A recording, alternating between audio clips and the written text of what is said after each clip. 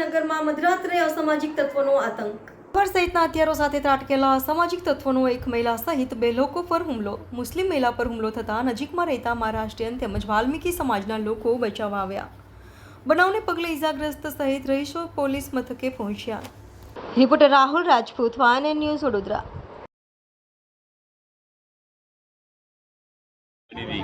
સાહેબ, હું છે ને તો ઘરમાં જમવાનું બનાવતી હતી ને અચાનક આ શહેબાજ કરીને છોકરો આવ્યો અને એ લોકો બધા 2-3 છોકરા બી હતા જોડે.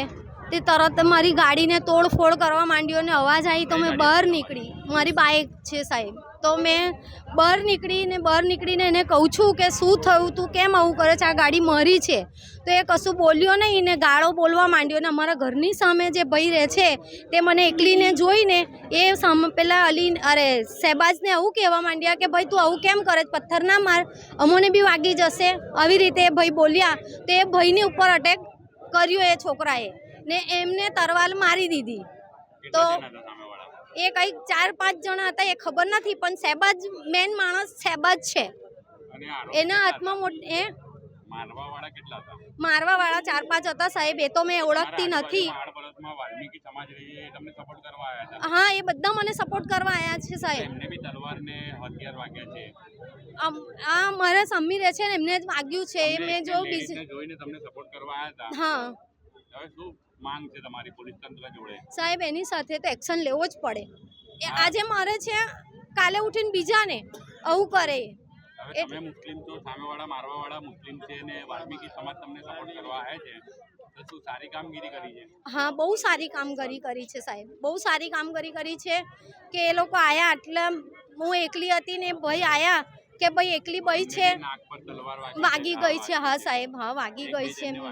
હા, બીજા એક છોકરાને બી વાગી ગયું છે ને ખરાબ એમની જાત વિશે બી ખરાબ બોલતો હતો એ છોકરો શહેબાજ. અનેક વસ્તુ વાલ્મીકી સમાજ માટે બોલવામાં આવી છે એવું અમને જાણકારી છે. હા, આ લોકો બધા મારા મહેલામાં તો બધા સારા છે. આજે હું કેટલા વર્ષોથી રહું છું, 17 વર્ષ થઈ ગયા મને, પણ કોઈ દિવસ અમારી અંદર કોઈ મગજમારી થઈ નથી. અમે બધા ભેગા મળીને રહીએ છીએ. બધા અમે આવું સમજીએ છીએ કે અમે બધા એક જ છે. અમે કોઈ દિવસ ભેદભાવ કર્યો નથી સાહેબ. મારું નામ રૂકૈયા છે, રૂકૈયા બાનુ ફિરોઝશાહ દિવાન. બરાબર, આપણે છૂટા થઈ ગયા. તમે ક્યાં આવ્યા છો? અમે પોલીસ ચોકીમાં આવ્યા છીએ.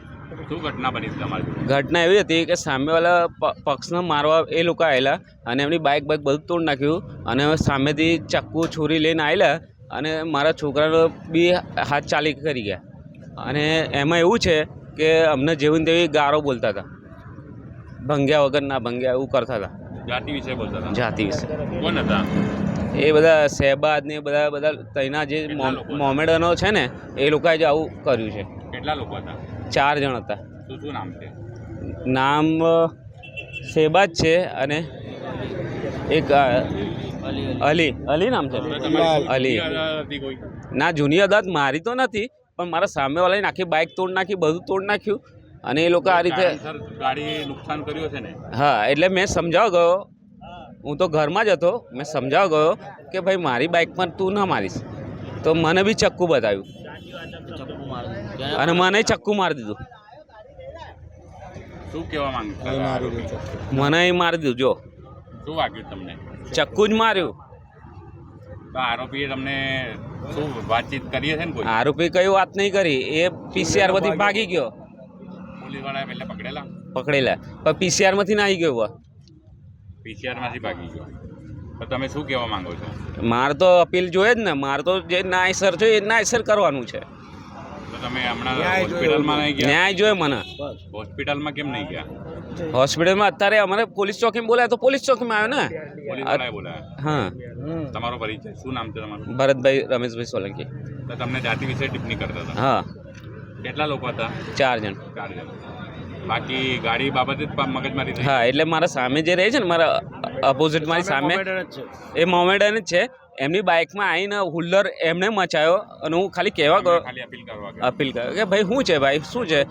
તો સામેથી મને બતાવો ચક્કુ, તો મેં બચાવ ગયો. એટલે ભાઈ શું છે પ્રોબ્લેમ? તો મને મારી લીધું અને જાતિ વિશે એવું કીધું કે ભાઈ તું જા ને, તને ના સમજ પડે, મને ભંગ્યા વગર ના ભંગ્યો કરી નાખ્યો. તમારું શું આવવાના ચણા અમારી જોડે કે એવું કે આજે ઘટના એવી બની, હું બહાર હતો એટલે મને મેસેજ મળ્યા કે ભાઈ બહારથી 4-5 મોમેડન લઘુમતીના છોકરાઓ આવ્યા છે અને મારા એરિયાની અંદર જે સાયટન સર્વિસની અંદર જે સામેના બીજા મોમેડન રહે છે એટલે એના છોકરાને મારવા માટે આવેલા હતા. એ લોકો 4-5 જણ અને હુમલો બહુ ભારે કરવાના હતા એ લોકો. પણ એની સામે મારો એક ભત્રીજો હતો, ભરત રમેશ સોલંકી નામનો છોકરો હતો. એટલે એની પોતાની બાઇક પડી એટલે એને એવું કીધું કે ભાઈ મારી બાઇકને તું હાથ બાત લગાવતો નહીં, બરાબર. પણ પેલા જરાક જનુની હતા, જવાન હતા, એટલે એમની બધા જનુની એની ગાડીને બી તોડી નાખી અને એને બી ચક્કુ માર્યું અને ઉપરથી એના ઢેડો ભંગીઓ કીધો અને અમારા જાતિ વિરોધી લોકો શબ્દ બોલ્યા છે, સમજી લો, બરાબર છે. તો તમે પોલીસ સ્ટેશન આવ્યા શું માંગ લઈ? પોલીસ સ્ટેશન અમે એક જ માંગ લઈને આવ્યા છે કે આને ખાલી ન્યાય મળવો જોઈએ, બસ. અમે એક જ માંગ લઈને આવ્યા છે, એને નહીં ન્યાય મળે તો અમે આગળ જવાના છે, બસ. તો શું આ પાછલી અદાવત જૂની અદાવત છે કઈ? નહીં, અદાવત એ લોકોની અંદર ખાની છે, અમારી કોઈ અદાવત હતી નહીં. પણ અમારા વાલ્મીકી સમાજની પર હાથ ઉઠાવ્યો છે એટલે અમે એને નહીં છોડીએ, બસ. જે આપનો પરિચય? Ashok Solanki. Subscribe now and press the bell icon. Never miss an update.